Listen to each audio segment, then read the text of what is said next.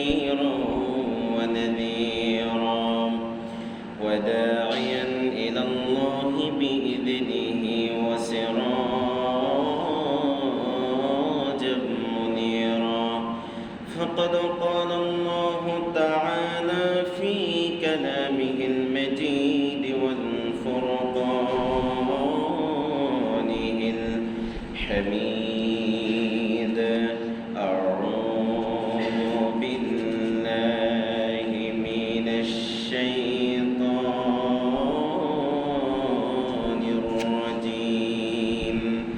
بسم الله الرحمن الرحيم إن الله وملائكته يصلون على النبي يا أيها الذين آمنوا صلوا عليه وسلموا تسليما اللهم صل على سيدنا مولانا محمد وعلى آل سيدنا شفيعنا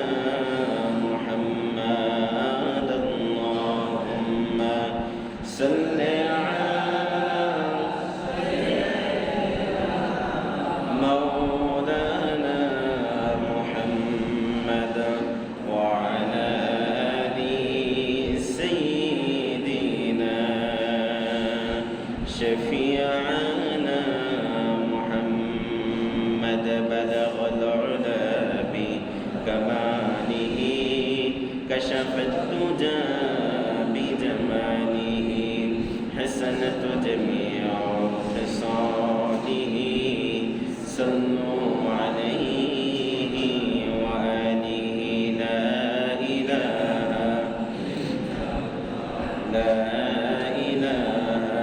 إلا الله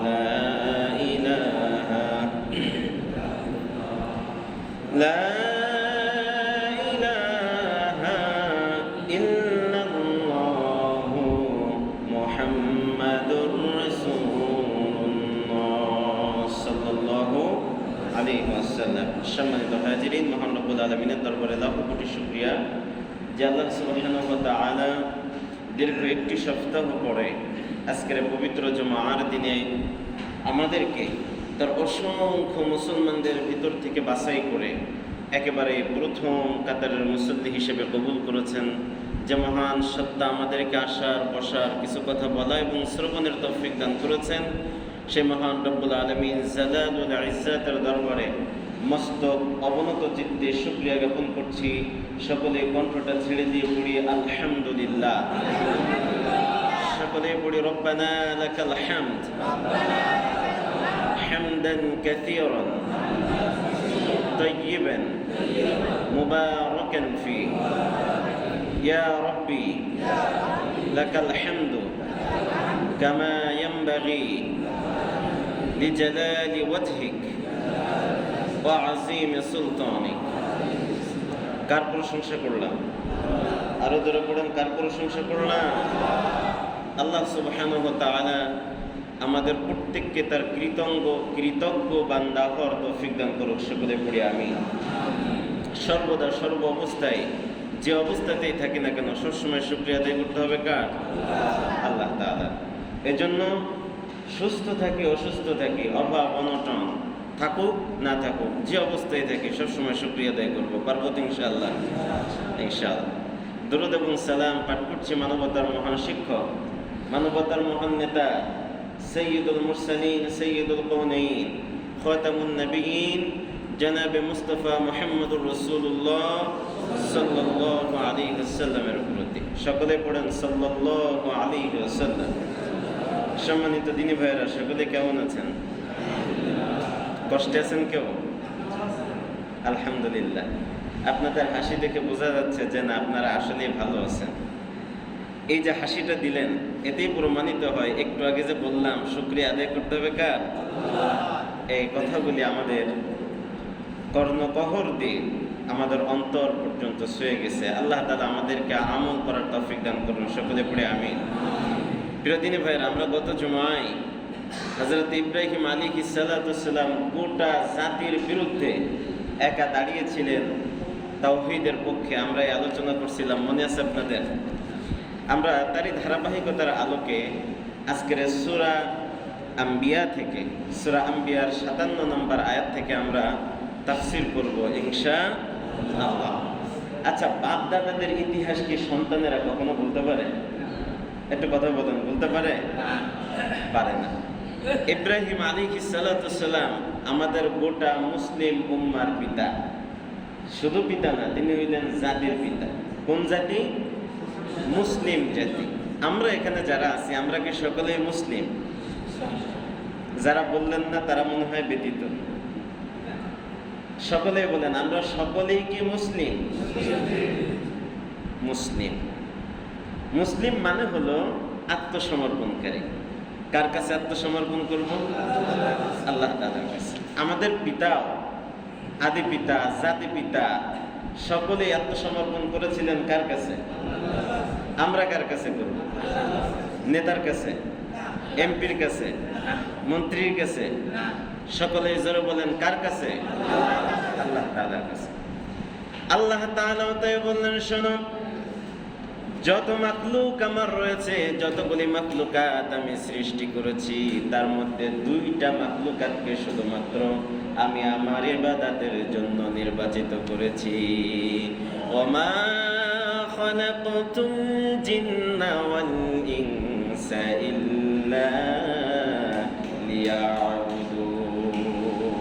খালাকতুল জিন্না ওয়াল ইনসা, সকল সৃষ্টিকুল থেকে মাত্র দুইটা সৃষ্টিকুল জাতিকে আল্লাহ তাআলা নিয়েছেন। একটা হলো জিন জাতি আর একটা হলো মানব জাতি। এই দুইজনকে আল্লাহ তাআলা নিয়েছেন ইবাদতের জন্য, আর কাউকে আল্লাহ তাআলা ইবাদতের জন্য নির্বাচিত করেন না। আর সবাইকে আল্লাহ তাআলা তার স্বাধীনতা দিয়ে দিয়েছেন।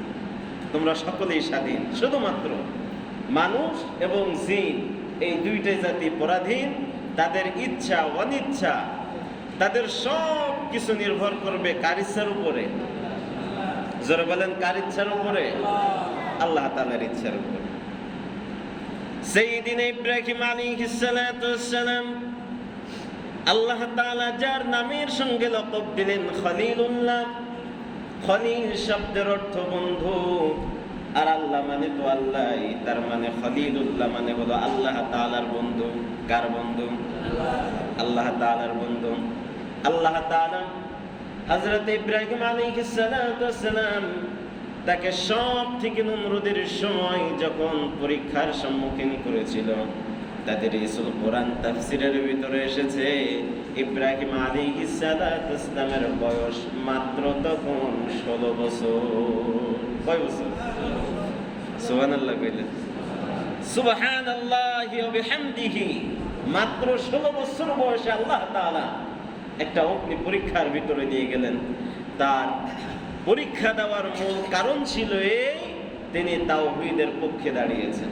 তাওহীদ, গোটা সমাজ যখন শিরকের ভিতরে নিমজ্জিত, নমরুদ যা বলবে তাই, নমরুদের কথায় আইন, নমরুদ খোদা, নমরুদ তখন গোটা রাজ্যের মালিক, নমরুদের কথার বাহিরে কোনো আইন চলবে না।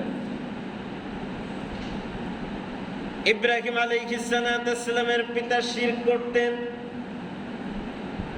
এই তাওহীদের দাওয়াত দেওয়ার কারণে ইব্রাহিম আলাইহিস সালামের গোটা কওম ইব্রাহিম আলাইহিস সালামের বিরুদ্ধে চলে গেল। ইব্রাহিম আলাইহিস সালাম তখন মাত্র তাগড়া যুবক মানুষ। তখন তিনি তার কওমদেরকে এবং তার পিতা তার পরিবারকে জানিয়ে দিলেন, ওয়াতাল্লাহি লাআকিদান্না আসনামাকুম বা'দা আন তুওয়াল্লু মুদবিরিন। ওয়াতাল্লাহি, আল্লাহর কসম। কার কসম খাইছে? আমরা কার কসম খাই? কই আমরা দেখি কিছু হইলে কয় মার কসম, কিছু হইলে কয় বাপের কসম, কিছু একটা ঘটলে কয় সন্তানের কসম। আল্লাহর কসম ব্যতীত আর কারো কসম খাওয়া জায়েজ নেই। কার কসম খেতে হবে? আল্লাহ তাআলার কসম। আর যারা এই কথায় কথায়, এক শ্রেণীর মানুষ আছে না, কথায় কথায় যারা কসম কাটে, মা বাপের কসম, দাদা দাদি, নানা নানি, 14 গোষ্ঠীর কসম, এরা সব হইল মুনাফিক। এরা সব কি? মুনাফিক। কারণ যখন চোর ধরা পড়ে, চোর ধরা পড়লে তখন যার কাছে ধরা পড়ে তারে বাপও ডাকে। বাপ কয়জন হয়? বলেন, বাপ কয়জন হয়? একজন। তাদের বাপ দাদা 14 গোষ্ঠী যারে ডাকলে, যার নাম নিয়ে ডাকলে তার মনের ভিতরে আঘাত করা যায়, সেই নামগুলি নিয়ে তাদেরকে ডাকে। তুই আমার বাপ। যুবক হইলে কয় তুই আমার ধর্মের ভাই। ইব্রাহিম আলাইহিস সালাতু ওয়াস সালাম আল্লাহ তাআলার কসম কাটলেন আর বললেন, আসনামাকুম বা'দা আন তুওয়াল্লু মুদবিরিন। ও আমার পিতা, ও আমার কওম, শোনো, তোমরা যখন এই জনপদে থাকবা না, তোমরা যখন এখানে থাকবা না, তোমাদের অনুপস্থিতিতে আমি তোমাদের দেব দেবতা, তোমরা যাদেরকে পূজা করো, যাদের কাছে সাহায্য চাও, আমি তাদের বিরুদ্ধে ব্যবস্থা গ্রহণ করব। সুবহানাল্লাহ, আস্তে কইলেন। এই যে তাদের বিরুদ্ধে, বানানো মাবুদের বিরুদ্ধে যে ব্যবস্থা গ্রহণ করবে, তার মানে কি? তার মানে হইল গোটা কওম, গোটা জাতিকে ইব্রাহিম আলাইহিস সালাতু ওয়াস সালাম দেখায় দিতে চায় যে দেখো, তোমাদের বানানো মূর্তি, তোমাদের বানানো মাবুদ, তোমাদের বানানো সৃষ্টিকর্তা, তার কোনো শক্তি নাই। বিরোধিনী ভাইরা আমার, সে সময় বাৎসরিক একটা মেলা হতো, যে মেলাটা ছিল নমরুদের দরবারের আয়োজনে হতো। তো নমরুদ হলো সে সময় সব থেকে বাদশা, বড় বাদশা। তো তার যে মেলা হবে, সেই মেলার আয়োজন কি ছোটখাটো হবে নাকি বড় সড়ো হবে? বড় সড়ো। এই মেলায় সকলেই যেত, যারা শিরক করত, যারা বলতে সকলেই তো শিরক করত। শুধুমাত্র ইব্রাহিম আলাইহিস সালাতু ওয়াস সালাম তিনি আর গেলেন না। তবে তিনি যে গেলেন না, তিনি যে সরাসরি বলতেও পারতেছেন না যে আমি যে যাব না, এই কথাটা তিনি সরাসরি বলতে পারেন না। তাফসিরে দুই ভাবে এসেছে। এক, তিনি তার পিতার সাথে কিছু দূর গিয়েছিলেন, যাওয়ার পরে নিজেই নিজের উদ্যোগে জমিনে পড়ে গেছে, পড়ে গিয়ে বলল, ফাকালা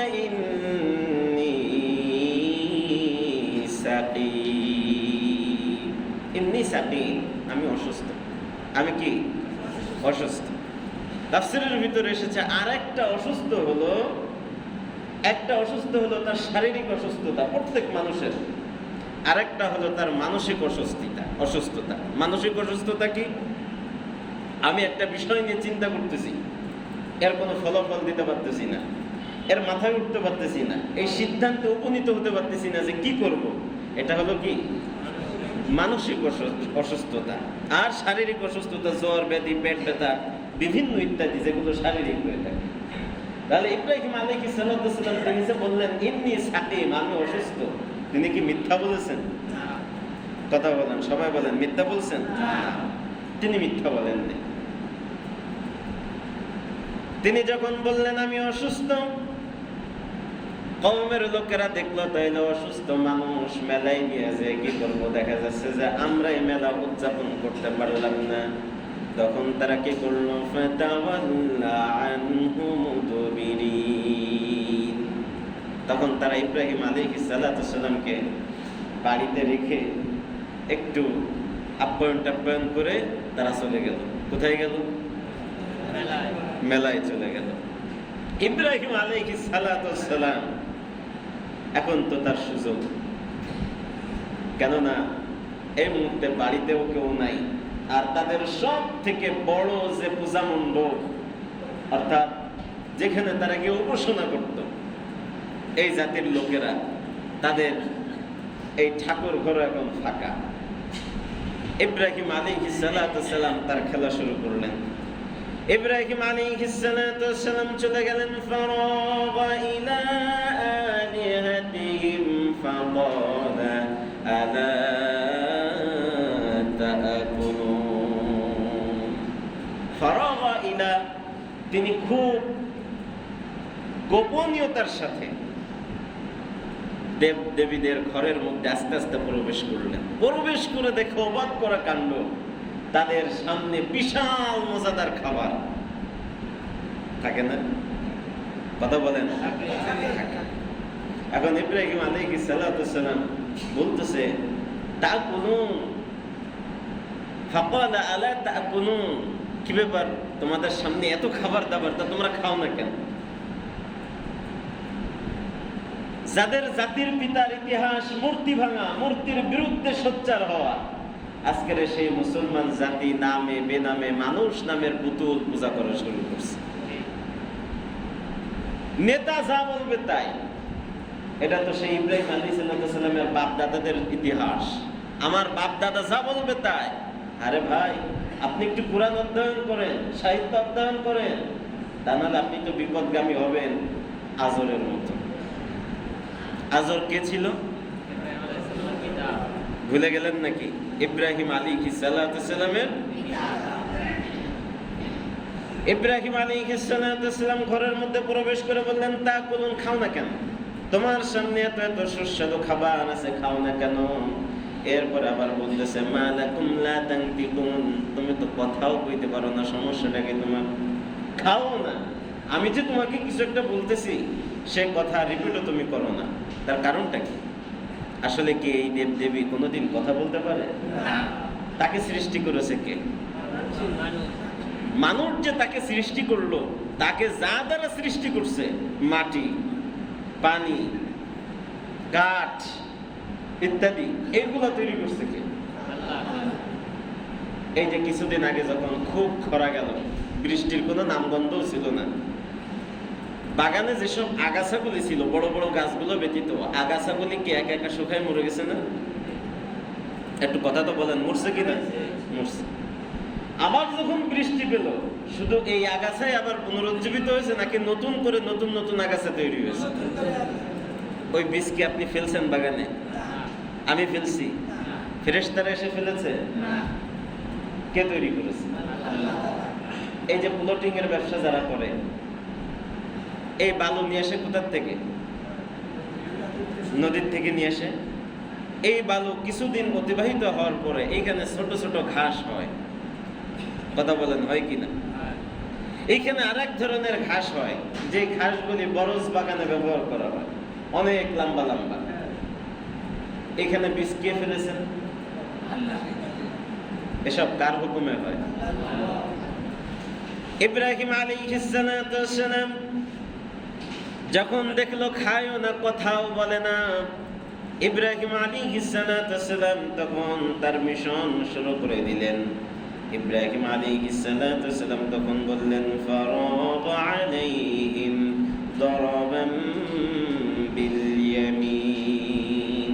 দরাবান বিল ইয়ামিন, ইব্রাহিম আলাইহিস সালাতু ওয়াস সালামের ডান হাত তিনি তখন ব্যবহার করা শুরু করলেন। সুবহানাল্লাহ। আজকের আপনি আমি হয়তো বলবেন যে হুজুর আমরা তো পূজা করি না, আমরা তো শিরক করি না। ভাই, আপনাদের কার কার বাড়িতে ডিশ লাইন আছে? কারোর বাড়িতে নাই? এখন তো আবার ডিশ লাইনের যুগ আস্তে আস্তে নষ্ট হয়ে যাচ্ছে। ওয়াইফাই, অ্যান্ড্রয়েড ফোন, এমন কোন ঘর কি আছে যেই ঘরে নাই? অধিকাংশ ঘরে এখন wifi, dish line, Android phone. আচ্ছা, আমরা এটা ম্যাক্সিমাম টাইম কি দেখি? ভারতীয় সিরিয়ালের যে নাটকগুলো আছে, এমন কোন দিন নাই যেই দিনে এই সিরিয়ালে একটা করে পূজা হয় না। আমার হিন্দু ভাইরা যদি আবার থাকেন, আপনারা গাইড টেনে নিয়েন না, এই আলোচনাটা আমাদের, ঠিক কিনা? যদি কারোর দলিল প্রয়োজন হয়, সূরা আম্বিয়ার 57 নম্বর আয়াত থেকে দার্সগুলি দেখতে শুরু করুন। আজকের ভারতে মুসলমান মরে, আর বাংলাদেশের নেতারা ভারতে শুভেন্দুকে তারা শুভেচ্ছা জানায়। অথচ বাংলাদেশের মুসলমানরা যে জামাই আপ্যায়নে আছে, এইটা ওদের চোখে একবারও পড়ে না। ভারতে পশ্চিমবঙ্গে মুসলমানদেরকে মেরে ঝুলায় রাখতেছে, অথচ আমাদের দেশের মুসলমানরা এটা নিয়ে একটা প্রতিবাদও করে না। যারা এই মুহূর্তে ভারতকে সাপোর্ট করবে তাদের একটারও ঈমান আছে বলে আমার ধারণায় মেলে না। আপনার মুসলমান ভাইরে তারা মারে। এমনকি শুভেন্দু অধিকারী বর্তমান যে মুখ্যমন্ত্রী হয়েছে, ভারতের সকল প্রকার কোরবানির পশু জবেহ করা সে নিষিদ্ধ করেছে। কোন সুবহানাল্লাহ, তাও কোন সুবহানাল্লাহ। বাপ দাদাদের ইতিহাস ভুলে গেলে ইহুদি নাসারা হওয়া ছাড়া আর কোনো কিছু আমাদের তকদিরে নাই। আপনি কোন বিবেকে বিজেপিকে সাপোর্ট করলেন? কোন বিবেকে আপনি শুভেন্দু অধিকারীকে আপনি শুভেচ্ছা জানাইলেন? আজকের যে আপনার কুরবানি করা নিষিদ্ধ করে দিচ্ছে, যাদের হাতে আজকের আমাদের মুসলমান ভাইদের রক্ত, আপনি তাদেরকে সাপোর্ট করলেন। আপনার মতন মুসলমান আল্লাহ তাআলার কোনো প্রয়োজন নেই। আমার তো মনে হয় যারা এগুলা করে এদের জানাজা পড়ানোর কোনো প্রয়োজন নাই। তার কারণ বলবেন, হুজুর এত বড় কথা, জানাজাও দেওয়া লাগবে না, কি জন্য জানাজা দেবেন? ও তো মুসলমানই না। যে জীবিত থাকা অবস্থায় আল্লাহ এবং রাসূলের বিরোধিতা করলো, মরার পরে আপনি তার জানাজা দিয়া বিসমিল্লাহি ওয়া আলা মিল্লাতি রাসূলিল্লাহ বলে কবরে রাখবেন? তার রাসূলের কি কর্মীর এত অভাব পড়েছে? তার মতন কাফের নাস্তিকরা আল্লাহ রাসূল সাল্লাল্লাহু আলাইহি ওয়াসাল্লাম তার দলের অন্তর্ভুক্ত করবেন? কথা বলেন, রাসূল সাল্লাল্লাহু আলাইহি ওয়াসাল্লামের কর্মীর অভাব পড়েছে? মুসলমান নামক মুনাফিক যুগে যুগে ইসলামকে কাফেররা যতটা ধ্বংস করেছে তার থেকেও বেশি ধ্বংস করেছে মুসলমান নামক মুনাফিকরা।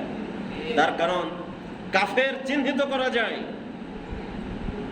কিন্তু মুনাফিক চিহ্নিত করা যায় না। প্রিয় দিনী ভাইরা আমার, এই জন্য যারা নিজেদেরকে মুসলমান বলে দাবি করবেন কখনোই শিরকের কাছেও যাওয়া যাবে না। আল্লাহ নবী সাল্লাল্লাহু আলাইহি ওয়াসাল্লাম বলেছেন, কোন মুসলমান যদি পৃথিবীর এক প্রান্তে কষ্ট পায় আর এক প্রান্তের মুসলমান ঠিক তদরূপ সমান কষ্ট অনুভব করে। আপনি এখান থেকে মাত্র এই যে বর্ডার পার হইলে পশ্চিমবঙ্গ, এখান থেকে সারা বাড়ি আপনি যদি ট্রেনে যান লাগে না 1 ঘন্টা ভারতে যাইতে। আপনি এত কাছাকাছি মুসলমানদের কষ্টটা আপনি বুঝলেন না। আজকের শুধুমাত্র এই কারণেই, শুধুমাত্র রাজনৈতিক কারণেও ভারতকে হুমকি দেওয়া প্রয়োজন। ভারতে যদি একটা মুসলমানের গায়ে তোমরা হাত দাও, বাংলাদেশেও কোনো হিন্দু শান্তিতে থাকতে পারবে না। যদিও আমরা তা কোনোদিন করব না, কিন্তু এই হুমকি দেওয়া একান্ত প্রয়োজন। তা নাহলে ভারতের মুসলমানদের পাশে আমরা যে একটু দাঁড়াবো, দাঁড়ানোর মতন সাহসিকতা আমরা করতে পারলাম না। কয়দিন আগে একটা মিসাইলের পরীক্ষা তারা করছে। আরে বাংলাদেশের মানুষ তাই নিয়ে, এইটা কি জিনিস তাই নিয়ে তারা পাগল হয়ে গেছে। কি আলো, একটা আলো দেখেই যদি এত ভয় পান। বদরের প্রান্তরে আল্লাহর নবী সাল্লাল্লাহু আলাইহি ওয়াসাল্লাম কতজন নিয়ে জিহাদ করছিল? পক্ষান্তরে কতজন ছিল? 1000। কথা বলেন, কতজন? 1000। যারা মুখ নাড়েন না তারা জানেন না। এগুলো মৌলিক সাধারণ জ্ঞান, এগুলো আমাদের জানা নাই। 1000-এর বিরুদ্ধে মাত্র 313 জন। যাদের অস্ত্র ছিল তাদের কয়েক ভাগের 1 ভাগ সৈন্যবল ছিল। সেই মাঠে বিজয় দান করেছিল কে? আল্লাহ। আর যারা বলেন কে করছিল? আল্লাহ। আপনি হয়তো ভারতের মনে করতে পারেন যে ভারতের অঙ্গরাজ্য আছে 33টা, জনবল বেশি, অস্ত্র বেশি। আপনার অস্ত্র যতই থাকুক, জনবল যতই থাকুক, আল্লাহ যদি আপনাকে বিজয় না দেন, পৃথিবীর সমগ্র মানুষ আপনার পক্ষ হলেও কোনোদিনও বিজয় হবে না। বাপদাদাদের ইতিহাস ভুলে যাবেন, ইহুদি নাসারাতে পরিণত হবেন। আমরা কি ইহুদি নাসারাতে পরিণত হতে চাই?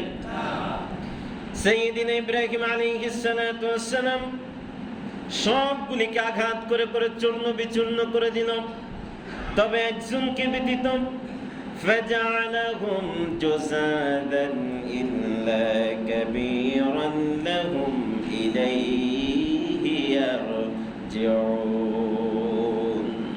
সবগুলো মূর্তিকে ইব্রাহিম আলাইহিস সালাম ভেঙে একদম টুকরো টুকরো করে দিস, তবে একজন ব্যতীত, ইল্লা কাবীরান, ওদের মধ্যে সব থেকে যে বড়। কাবীর মানে কি? বড়। সব থেকে বড়টাকে ইব্রাহিম আলাইহিস সালাম দৃষ্টান্তের জন্য আস্ত রাখত। চাইলে ওইটারও ভাঙতে পারতো না? ভাঙতে পারতো। মেলা থেকে সকলে ফিরে আসলো। এই যে খাবার দাবার মূর্তির সামনে রাখতো, ওরা ওই মেলা থেকে এসে এই খাবার দাবার গুলা এরা খুব ভক্তির সাথে খাইত। মেলা থেকে ফিরে আসলো, ফিরে এসে যখন দেবতার ঘরের ভিতরে প্রবেশ করতে যাবে, প্রবেশ করলো, প্রবেশ করেই দেখে ফাআকবালু ইলাইহি ইয়াজিফুন, সব মূর্তিগুলার একদম ভেঙে চুরে চুরমার করে দিয়েছে। তবে একজন এখনো আস্ত আছে। একজন এখনো কি আছে? আস্ত আছে। এই যে একজন আস্ত আছে, এই আস্তটা রাখার মধ্যে একটা তত্ত্ব ছিল, একটা প্রমাণ রাখলো ইব্রাহিম আলাইহিস সালাম। সেই প্রমাণটা হলো এই, তোমরা যাদের ইবাদত করো, যাকে প্রভু মানো, যার সব থেকে শক্তির অধিকারী তোমরা মনে করো, সব থেকে বড় প্রভু যাকে তোমরা মানো, তার সামনে তার ছোট ছোট সহযোগী গুলারে যখন মারলাম, একে একে ভেঙে চুরে চুরমার করে দিলাম, তখন তোমাদের এই প্রভু একটাবার কইল না যে ইব্রাহিম এইগুলোরে ভাঙ্গা না? বলছে? বলে নাই। প্রিয় দিনী ভাইরা আমার, ইব্রাহিম আলাইহিস সালাম ভেঙে চুরে চুপচাপ। ইব্রাহিম আলাইহিস সালাম যখন বলেছিল যে আমি তোমাদের এই প্রভুর বিরুদ্ধে ব্যবস্থা গ্রহণ করব, এই কথা একজন যুবক শুনেছিল। যখন তারা মেলা থেকে এসে দেখলো সব মূর্তিগুলো ভেঙে একদম চৌচির, তখন জিজ্ঞেস করা হলো যে কে কে ভাঙলো। তখন একজন বলল, ক্বালু ফাআলতা হাযা বিআলিহাতিনা ইন্নাহু লামিনাজ যালিমিন। একজন বলতেছে যে আমাদের প্রভুকে হত্যা করলো, মারলো, ভাঙলো, ইন্নাহু লামিনাজ যালিমিন, নিশ্চয়ই সে জালেম। জালেম মানে হলো অত্যাচারী। কথা একেবারে খারাপ বলে নাই। অত্যাচার করছে কার উপরে? মূর্তির উপরে। ইব্রাহিম আলাইহিস সালাম বলল, শোনো, ওরা তো, আমি তো বড় জালেম নই, বরঞ্চ তোমরাই সব থেকে বড় জালেম। তার কারণ তোমরা নিজেরাই নিজেদের উপরে জুলুম করছো। আপনি কেন আপনার হাতে গড়া তৈরি জিনিসকে আপনি কেন সব থেকে শক্তির অধিকারী মনে করেন? সুবহানাল্লাহ, তাওহীদের দাওয়াত শুরু হয়ে গেল আবার।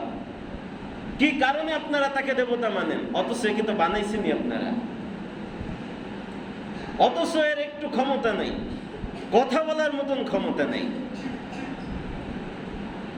এখন ওই যে যুবক দেখলো, শুনেছিল যে ইব্রাহিম বলেছিল আমি মূর্তির বিরুদ্ধে ব্যবস্থা নিব, তিনি বললেন, ক্বালু সামি'না ফাতান ইয়াযকুরুহুম ইউকালু লাহু ইব্রাহিম। আমি শুনেছিলাম যে ইব্রাহিম বলেছিল এই মূর্তির বিরুদ্ধে ইব্রাহিম ব্যবস্থা নেবে, অতএব আমার ধারণা এই মূর্তিগুলারে ভাঙছে ইব্রাহিম। সুবহানাল্লাহ। এটা গোপনে ওই একজন ব্যক্তি শুনেছিল। তাহলে সাক্ষী পাওয়া গেল।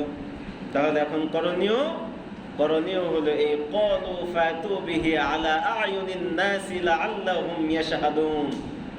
ইব্রাহিমকে ডেকে আনো এবং সমগ্র মানুষের সামনে আজকের মানুষ দেখবে যে তার অবস্থাটা কি হয়।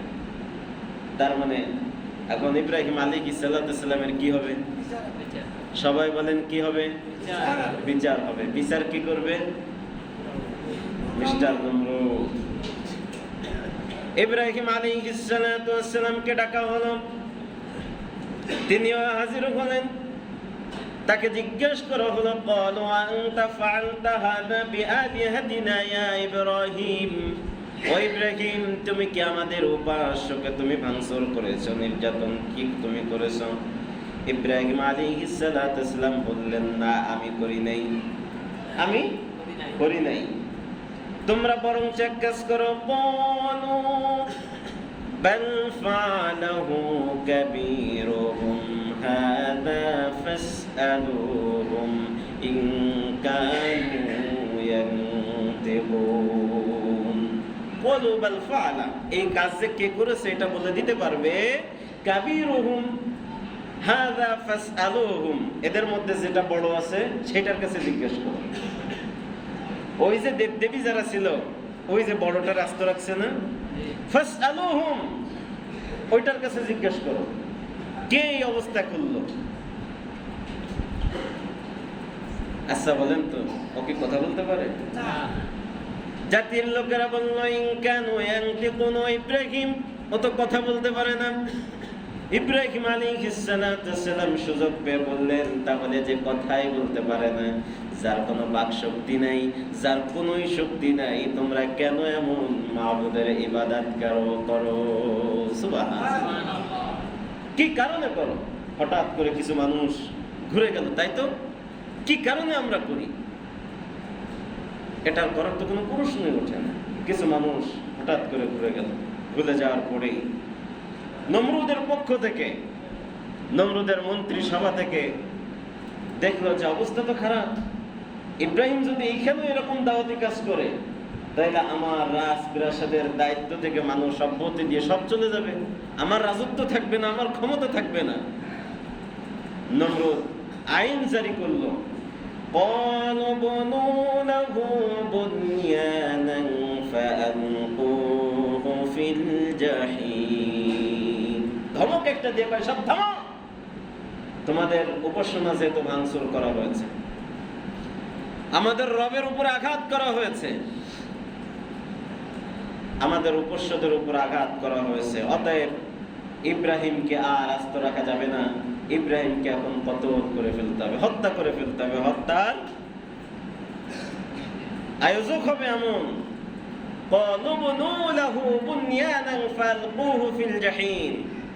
অগ্নিকাণ্ড তৈরি করো। কি করো? অগ্নি, আগুনের তৈরি অগ্নিকাণ্ড তৈরি করো, ইব্রাহিমকে এই আগুনের ভিতরে ফেলে দেওয়া হবে। প্রিয়দিনী ভাইরা আমার, জাতির পিতাকে আগুনের মধ্যে ফেলবে, আমরা কি তা বসে বসে দেখব? আজকের হয়তো জাতির পিতা ইব্রাহিম আলাইহিস সালাম নেই, কিন্তু তার অনুসারীদের উপরে যদি কখনো আঘাত করা হয়, তাহলে তার সন্তানেরা কি কখনো বসে থাকতে পারে? আমরা এখনো তাহলে কেন বসে আছি? কি কারণে বসে আছি? আজকের মুসলমান দলে দলে বিভক্ত হয়ে এক মুসলমান হাতে আরেক মুসলমান কেন হত্যা হয়? কেন রাজনৈতিক বিভাজন তৈরি করছি? রাজনৈতিক সংগঠন যার যা হয় হোক, দিন শেষে আমাদের সকলের পরিচয় আমরা যারা বলেন আমাদের পরিচয় আমরা। কিন্তু কেউ যদি ইসলামের বিরুদ্ধে অবস্থান গ্রহণ করে, কোন মুসলমান তার পক্ষ নিতে পারে? আমরা কি তা নিব? আমরা তো তাই নি। আল্লাহ তাআলা বললেন, আল-ইয়াওমা আকমালতু লাকুম দীনাকুম ওয়া আতমামতু আলাইকুম নি'মাতি ওয়া রাদিতু লাকুমুল ইসলাম দীনান। আমি তোমাদের জন্য দিনকে পরিপূর্ণ করে দিয়েছি। দিন মানে কি? ইসলাম। ইসলাম তো আছে, ইন্নাদ দীনা ইনদাল্লাহিল ইসলাম, আছে না? তাহলে এখানে আল্লাহ তাআলা দীনা ইসলাম, এই দিন শব্দ বাদ দিয়ে তো শুধু ইসলাম ব্যবহার করতে পারতেন। তাহলে আল্লাহ তাআলা বললেন, ইন্নাদ দীনা, নিশ্চয় আমার কাছে মনোনীত জীবন ব্যবস্থা ইসলাম। তাহলে দিন মানে হলো কি? যারা বলেন দিন মানে জীবন ব্যবস্থা, ইসলাম না। ইসলাম আলাদা, দিন আলাদা। দিন মানে হলো জীবন ব্যবস্থা, অর্থাৎ আপনার জীবন ব্যবস্থায় ইসলাম থাকতে হবে। আপনার আমার জীবন ব্যবস্থায় কি ইসলাম আছে? কতটুকুন আছে? কতটুকুন আপনার ঘরে আপনি ইসলাম পালন করতে পারেন? ঘরের মহিলারা কি নামাজি? আপনি তো সারাদিন ঘরে থাকেন না। ছেলেটা কি নামাজি? ওকে কোরআন পড়ে, ওকে বুঝে শুনে পড়ে? কাদের সাথে ঘুরে? কোন ছেলে পেলেদের সাথে আড্ডা দেয়? তারা কি ভালো? এই বিবেচনাগুলো আল্লাহ তাআলা করবে নাকি? কে করবে? আপনি বাড়ির গার্জিয়ান, আপনাকে করতে হবে। প্রিয় দিনী ভাইরা আমার, ইব্রাহিম আলাইহিস সালামকে অগ্নির ভিতরে ফেলা হবে। তাফসিরে তাদরিসুল কোরআনের ভিতরে এসেছে, নমরুদ যে অগ্নিকাণ্ড তৈরি করেছিল, এই অগ্নিকাণ্ড 16 মাইলের ভিতরে। কত মাইল? এই 16 মাইলের ভিতরে একটা পশু পাখি পর্যন্ত উঠতে সাহস করতো না। কেন উঠতো না? আগুনের এত তীব্রতা ছিল যে 16 মাইলের ভিতরে একটা পশু পাখি তারা পর্যন্ত, কথা বলেন, উঠতো না।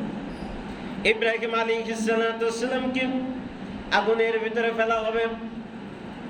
বাতাস যে ফেরেশতা বহমান করে, যে ফেরেশতা বাতাস নিয়ে সারাদিন তারা চিন্তা ভাবনা, এই ফেরেশতা ইব্রাহিম আলাইহিস সালামের কাছে আসলেন। ওই ইব্রাহিম আলাইহিস সালামের বয়স তখন কত বলেছিলাম? 16 বছর।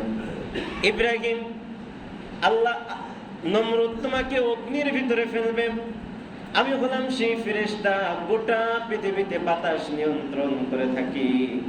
আমি একটা বাতাসে আগুন জ্বালাইতেও পারি, আবার এই বাতাস দিয়েই আগুন নিভাইয়া দিই। ইব্রাহিম, আমি কি তোমার কোনো সাহায্য করতে পারি?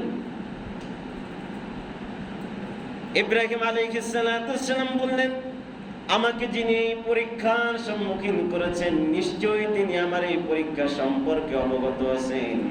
তোমার কোনো সাহায্য আমি ইব্রাহিমের প্রয়োজন নাই। জোরে পড়েন সুবহানাল্লাহ। ফেরেশতা আসছে, আর আমরা কোন একটা বিপদে পড়লে আগে দৌড়াই কার কাছে? কথা বলেন। নেতাজি, এই তো কইরা ফেলছি, শিগগিরই করেন, কি করেন? আমার অমুকে হুমকি দেয়, সেই হুমকি দেয়, দ্রুত করেন। সব সময় সাহায্য চেতে হবে কার কাছে? যারা নামাজি তারা তো সব সময় বলে ইয়াকা না'বুদু ওয়া ইয়াকা নাস্তাঈন। আল্লাহ, শুধু তোমার ইবাদত করি আর তোমার কাছে সাহায্য চাই, আর কারো কাছে সাহায্য চাই না। তাহলে সাহায্য কার কাছে চাও? আল্লাহর কাছে। ইব্রাহিম আলাইহিস সালামের কাছ থেকে ফেরেশতা চলে গেল, পরক্ষণে আসলো সমগ্র পৃথিবীতে পানি নিয়ন্ত্রণ করে যে ফেরেশতা, এই ফেরেশতা এসে বলছে, আল্লাহর খলিল ইব্রাহিম, আমি হলাম সেই ফেরেশতা যে কিনা গোটা পৃথিবীর পানি নিয়ন্ত্রণ করি, আমি কি তোমার কোনো উপকার করতে পারি? তাকেও একই জবাব দিলেন ইব্রাহিম আলাইহিস সালাম। সর্বশেষ জিবরাইল আলাইহিস সালাম আসলেন। জিবরাইল আলাইহিস সালাম এসে বললেন, ইব্রাহিম, তুমি হলে আল্লাহর খলিল, আকাশ বাতাস সব কিছু থমকে গেছে, সব কিছু ভারী হয়ে গেছে, কারণ তোমাকে আজকে অগ্নির ভিতরে নিক্ষেপ করবে নমরুদ। ও ইব্রাহিম, আমি আল্লাহ তাআলার ফেরেশতা জিবরাইল, আমি কি তোমার কোনো উপকারে আসতে পারি কিনা? ইব্রাহিম আলাইহিস সালাম একই উত্তর দিলেন। একই উত্তর দেওয়ার পরে জিবরাইল আলাইহিস সালাম চলে গেল, সকলেই চলে গেল। কিন্তু এই সময় আর একটা জিনিস মুনাফিকি করেছিল, যার নাম তাদরিসুল কোরআনের ভিতরে এসেছে, যাকে বলা হয় গিরগিটি। কি নাম? গিরগিটি। এই গিরগিটি যাতে করে অগ্নির আগুন আরো উত্তপ্ত হয়, জ্বালাতে যাতে সাহায্য করে, এই জন্য এই গিরগিটি তখন আগুনে ফু দিয়েছিল। সে চেয়েছিল এই আগুন আরো উত্তপ্ত। এরকম গিরগিটি মার্কা মুসলমান আমাদের সমাজে নাই? আছে। আমি এমনি বলছি, হযরত আবু হুরায়রা রাদিয়াল্লাহু তাআলা থেকে বর্ণিত, তিনি বলেন রাসূলুল্লাহ সাল্লাল্লাহু আলাইহি ওয়াসাল্লাম বলেছেন, এই গিরগিটি কেউ যদি এক আঘাতে হত্যা করতে পারে, কয়টা আঘাত? এক আঘাতে যদি কেউ এই গিরগিটি হত্যা করে, তাহলে আল্লাহ তাআলা তার আমলনামায় 100 নেকি দান করবেন। সুবহানাল্লাহ। কেউ যদি 2টা আঘাতে করে তাহলে তার থেকে কম, কেউ যদি 3টা আঘাতে হত্যা করে তাহলে তার থেকেও কম। কিন্তু শর্ত হলো এই গিরগিটি মারা, কথা বলেন, এই গিরগিটি মারা। এই গিরগিটি, এখন গিরগিটি আর আমরা দেখি না, কিন্তু গিরগিটি নামক কিছু মুসলমান আমাদের সমাজে আছে না? অবশ্য আপনাদের এই অঞ্চলে নাই, আছে? সেটা আপনারা বললেন, আমি কিন্তু বলছি না। তার কারণ আমি মাত্র শুক্র আজ 2 দিন হচ্ছে আসছে, আমি তো সবাই চিনিও না, জানিও না। আমি বলছি গিরগিটির কথা। প্রিয়দিনী ভাইরা আমার, এই গিরগিটির মতন মুনাফিকও আমাদের করা যাবে? একটা 23 বাজে, আলোচনা কি সামনে আর নিব নাকি শেষ করে দেব? আর একটু বলবো, এই চ্যাপ্টারটাই শেষ করি, হ্যাঁ, সংক্ষেপে। আল্লাহর নবী সাল্লাল্লাহু আলাইহি ওয়াসাল্লাম তিনি বললেন এই গিরগিটি হত্যা করার কথা। তার মানে গিরগিটি নামক চরিত্রের যে মানুষগুলি থাকবে তাদের সাথে কোনো সম্পর্ক রাখা যাবে না। যদি হত্যাও করতে না পারেন তাদের সাথে কোনো সম্পর্ক রাখা যাবে না। নামাজের ভিতরে আমরা বলি অনাখলাউ ওয়ানাতরুকু মান ইয়াফজুরুক, আল্লাহ তাআলা অনাখলাউ ওয়ানাতরুকু তাদের সাথে সম্পর্ক খুলে ফেলে দিলাম। অনাতরুকু মান ইয়াফজুরুকা, যারা কিনা রুকু করে না, সিজদা করে না, যারা ইসলাম পালন করে না, যারা ইসলামকে দ্বীন জীবন ব্যবস্থা হিসেবে গ্রহণ করে না, আল্লাহ তাআলা তাদের সঙ্গে আমরা সম্পর্ক ছিন্ন করে দিলাম।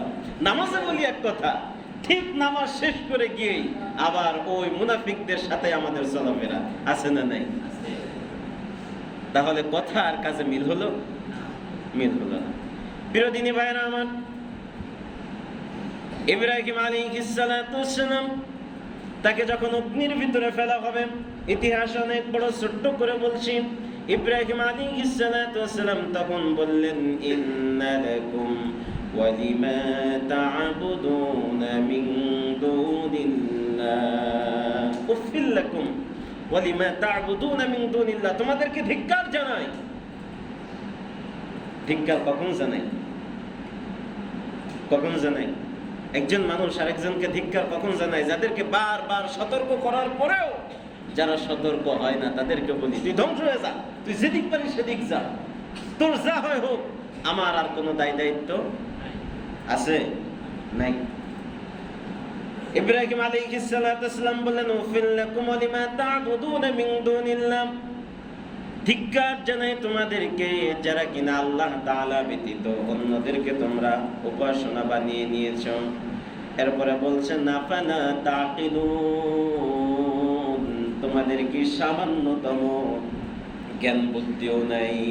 আফালা তাকিলুন, সামান্য জ্ঞান কি তোমাদের নাই? যে মূর্তিগুলো কিছুই দিতে পারে না, যার কোনো ক্ষমতা নাই, নড়ার ক্ষমতা নাই, নিজেকে হেফাজত করার ক্ষমতা নাই, আফালা তাকিলুন, এতটুকু জ্ঞান কি তোমাদের নাই? আমাদের কি এতটুকু জ্ঞান আসে না যে জমিন আল্লাহ, বাতাস আল্লাহ, যা কিছু আছে সব আল্লাহ? তাহলে কেন আমরা জীবন ব্যবস্থায় ইসলাম মানি না? কেন আমরা মানব রচিত আইন, কেন এখনো পর্যন্ত সেই অ্যারিস্টটল, কার্ল মার্কস, লেনিন তাদের আইন কেন আমাদের মানতে হবে? 200 বছর আগে বিতাড়িত ব্রিটিশ তাদের আইন কেন আমাদের মানতে হবে? আল্লাহ তাআলার কোরআনের আইন কি রহিত হয়ে গেছে আমাদের জন্য? আমরা কোরআন মানতে পারি না। তার কারণ কোরআন মানলে আর মানুষের উপরে জুলুম করা যায় না। মদের ব্যবসা চলে, নারী ব্যবসা চলে চলে না, অন্যায় অপকর্মগুলি আর করা যায় না। সমাজটা যদি সেই সোনার সমাজে পরিণত হয় তাইলে যারা এই আকাম কুকামের ব্যবসাগুলি করে তাদের ব্যবসা আর চলে না। প্রিয় দিনী ভাইয়েরা আমার, ইব্রাহিম আলাইহিস সালাতু ওয়াসসালাম যখন এই কথা বললেন, আবার এক শ্রেণীর মানুষ ইব্রাহিমের পক্ষে চলে গেল। সঙ্গে সঙ্গে নমরুদ দেখলো যে আর দেরি করা যায় না। নমরুদ বলল ক্বালু হাররিকুহু ওয়া আনসুরু ওয়া আলিহাতাকুম ইন কুনতুম ফাইলিন, তোমরা কি চাও না তোমাদের উপাস্যকে, তোমাদের মাবুদকে যে হত্যা করলো, যে ভাঙচুর করলো, চূর্ণ বিচূর্ণ করলো, তোমরা কি চাও না তার শাস্তি হোক? যদি তাই চাও আনসিরু, তাহলে ইব্রাহিমকে পুড়াইতে তোমরা সাহায্য করো। নাউজুবিল্লাহ। আমরা একটু জমির জন্য, কিছু অর্থের জন্য আমরা মানুষের দাবিদারি করি, আমরা ইতিহাস ভুলে যাই, আমরা সত্যকে গোপন করি। অথচ আপনি যা কিছু দুনিয়ার জন্য করলেন, এই দুনিয়া আপনার কিছুই। আপনি এখন মারা যান, আপনার গায়ে সব থেকে যে দামি পোশাকটা আছে এইটাও গোসলের সময় আসতে খুলবে না, দিয়ে দেবে। শুধু খুলবে না, খোলার পরে আপনার যারা আওলাদ থাকবে তারা একটু পরে কাড়াকাড়ি করবে, চেনটা আমি চাই, আংটিটা আমি চাই, ওই দামি শাড়িটা আমি চাই। করবে না? করবে না? সব তারা ভাগযোগ করে নিয়ে যাবে। তা আপনার কি আছে? আপনার যে কাফনের কাপড়টুকুন প্রয়োজন ছিল এইটাও তো আপনার কিনা হয় নাই। আপনি লুঙ্গি কিনছেন 1000 টাকা দামে, পাঞ্জাবি কিনছেন, এইখান থেকে কিনা হয় না। আপনি চলে গেছেন ঢাকায় মার্কেট করতে। আছে না এরকম আরাম আয়েশের লোকজন? আছে না? আমরা বিরোধিনী ভাইয়ের আমার, ইব্রাহিম আলাইহিস সালামকে আগুনের ভিতরে ফেলা হলো।